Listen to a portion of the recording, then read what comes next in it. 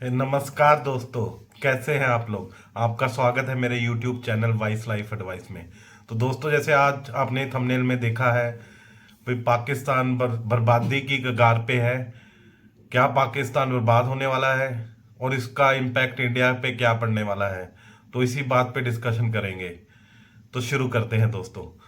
हमारे RBI governor Shaktikanta Das ने अभी रिसेंट में एक स्टेटमेंट दिया जिसमें उन्होंने अपनी चिंता जताई है कि पाकिस्तान का जो फॉरेक्स रिजर्व है वो केवल 5.5 बिलियन डॉलर्स है, या अप्रोक्सीमेटली आप लगाए तो 43,000 करोड़ है, जो बहुत ही कम है। अगर हम इंडिया की बात करें तो इंडिया का फॉरेक्स रिजर्व है 550 बिलियन डॉलर से भी ज़्यादा। तो आप हिसाब लगा लें भी, कहाँ 5.5 बिलियन और कहाँ 550 बिलियन का फॉरेक्स रिजर्व। तो फॉरेक्स रिजर्व एक बहुत इंपॉर्टेंट पैरामीटर है किसी भी कंट्री की ग्रोथ, उसकी सिचुएशन है, उसका जो स्टेटस है उसके रिगार्डिंग। तो जिसका रिजर्व कम है तो उसका वो बैंक करप्ट होने वाला है, वो कंगाली की कगार पे खड़ा है। पाकिस्तान में सिर्फ इतना ही रिजर्व बाकी है कि सिर्फ 3 हफ्ते का इंपोर्ट कर सकता है। तो अभी जो पाकिस्तान की हालत है, वैसे ही श्रीलंका की हालत हुई अभी कुछ दिनों पहले, जब वो जो उन्होंने कर्ज लिया था इंटरनेशनल मॉनेटरी फंड से $6 बिलियन का, उनको चुकाने में वो फेल हो गए। तो वहां पे हमने देखा इन्फ्लेशन बहुत ज़्यादा हुई और बहुत सी दिक्कतें आई श्रीलंका में। पर पाकिस्तान का अगर हम केस देखें तो उनकी हालत श्रीलंका से भी खराब होने वाली है दोस्तों आने वाले टाइम में। इंटरनेशनल मॉनेटरी फंड IMF उन्होंने चेतावनी दी है भी वर्ल्ड जो 1/3 दुनिया है वो ग्लोबल रिसेशन में जाने वाली है। तो ग्लोबल रिसेशन के कारण जो ग्रोथ रेट है वो कम हो जाएगा, इन्फ्लेशन बढ़ने के चांस है, वोलाटाइल मार्केट रहने वाली है, स्टॉक मार्केट। अगर हम पाकिस्तान की बात करें स्पेसिफिकली तो पाकिस्तान एक वर्ज पे है, इकोनॉमिक कोलैप्स पे। तो वो कंट्री फेल होने की कगार पे है। जैसे मैंने आपको बताया 3 हफ्ते के ही रिजर्व बाकी है उनके पास। तो अभी जो international conference on climate resistant Pakistan चल रही है, ICCRP, जो जिनेवा में शुरू हुई, तो वहां पे जो पाकिस्तान के प्राइम मिनिस्टर हैं अभी करंटली, शहबाज शरीफ, उन्होंने वहां पे अपने फ्रेंडली नेशन से मदद मांगी है, हेल्प मांगी है। और उन्होंने जताया है जो अभी स्टेटस है, उन्होंने बताया है जो पाकिस्तान का करंट स्टेटस है उसके अकॉर्डिंगली वो उनको बहुत ही ज़रूरत है अभी पैसों की, और वो वर्ज पे है इकोनॉमिक ब्रेकडाउन के। इंटरनेशनल मॉनेटरी फंड जो IMF है, उन्होंने पाकिस्तान को $6 बिलियन का कर्ज देना था, पर वो अभी पाकिस्तान को कर्ज नहीं देना चाहती, क्योंकि पास्ट में जो भी कर्ज दिया है उसके अकॉर्डिंगली IMF कुछ शर्तें रखता है जो पाकिस्तान पूरी नहीं कर पाई।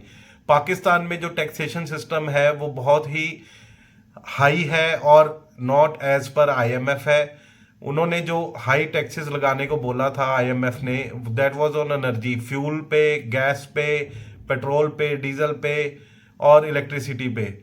ऑल्दो ऑलरेडी वहाँ पे काफ़ी हाई प्राइसेस है इन चीज़ों पे, पर वहाँ से और पैसा गवर्नमेंट को मिले इसलिए IMF ने बोला था और टैक्स लगाने के लिए, क्योंकि ये फ्यूल गैस ये इतनी इंपॉर्टेंट नहीं है, बल्कि उन्होंने बोला फूड ग्रेन्स और जो जरूरती आइटम्स है खाने पीने की उस पर टैक्स कम करे। पर जो हो रहा है वो पूरा उल्टा हो रहा है। जो इन्फ्लेशन है आज की डेट में पाकिस्तान में वो 25% है अर्बन एरियाज में, और रूरल एरियाज में इससे भी ज़्यादा है, 30% के आसपास। तो इससे क्या हो रहा है, जो प्राइसेस हैं वो बहुत ही ज़्यादा बढ़ गई हैं, और जो कॉमन चीज़ें हैं दाल रोटी आटा वो आम पाकिस्तानी नागरिक के पहुंच से बाहर हो गया है। अगर मैं प्याज की बात करूं तो प्याज 450% की इन्फ्लेशन हुई उसमें, वो इसका दर इतना बढ़ा दिसंबर में। अगर मैं आटे की बात करूं तो करीबन 60% बढ़ा। तो वैसे ही खाने पीने की सारी चीज़ें बढ़ रही हैं। दूसरी प्रॉब्लम पाकिस्तान में ये है, वहाँ पे बहुत ही लो लेबर रेट्स हैं। तो अप्रोक्सीमेटली सिर्फ 500 रुपये दिहाड़ी मिलती है वहाँ पे लेबर्स को। तो आप खुद ही अंदाज़ा लगा सकते हैं भी 500 दिहाड़ी में अगर वो आटा खरीद के खाली रोटी खाएगा और दाल वगैरह उसको खरीदना बहुत ही मुश्किल है आज की डेट में। तो एक भुखमरी की सिचुएशन पे खड़ा है, भुखमरी की कगार पे है पाकिस्तान।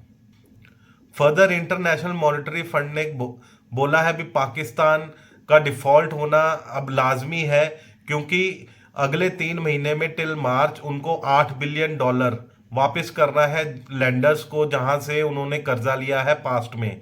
तो करंटली उनके जो फॉरेक्स रिजर्व है और इकोनॉमी की हालत है वो इतनी खस्ता है कि वो और पैसा मांग रहे हैं, अपने हाथ फैला रहे हैं बाकी कंट्रीज के सामने, ताकि उनका रोटी पानी ही चल पाए। तो कर्जा माफी की तो कोई गुंजाइश अभी नजर नहीं आ रही दोस्तों। एक और जो प्रॉब्लम हुई पाकिस्तान में, वो लास्ट ईयर जो पाकिस्तान में फ्लड्स आए उससे बहुत ही नुकसान हुआ।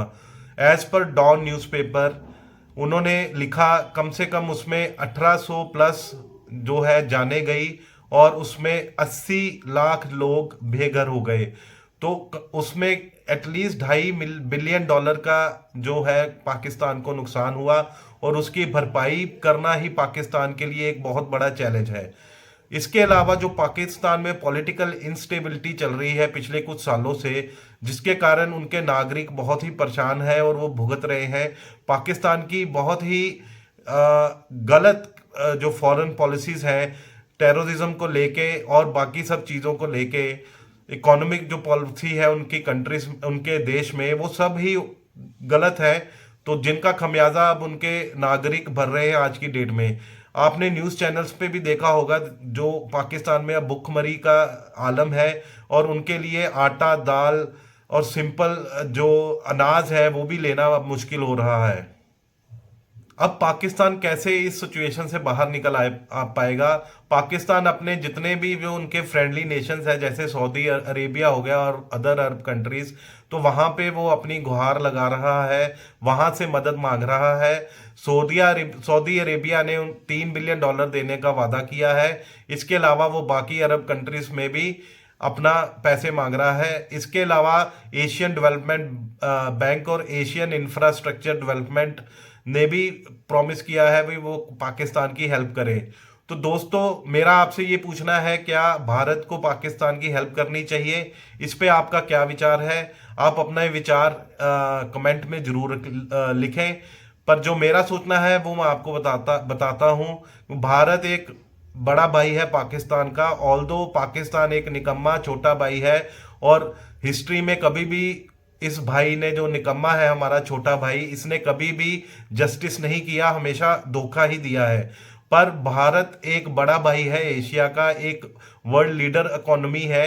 अगर ऑन अ ह्यूमैनिटेरियन ग्राउंड उनको पाकिस्तान की हेल्प करनी चाहिए। एक मेमोरेंडम जरूर साइन कर ले हेल्प करने से पहले, कि वो पाकिस्तान टेररिज्म खत्म करे, जो उसकी आईएसआई की इन्वॉल्वमेंट है वो खत्म करे, और जो पॉलिटिकल रिलेशन है वो एज पर भारत को अपना बड़ा भाई मान के ही चले, तभी ये मुमकिन है। आपका इस पे क्या सोचना है दोस्तों? आप अपने कमेंट जरूर कमेंट बॉक्स में लिखें।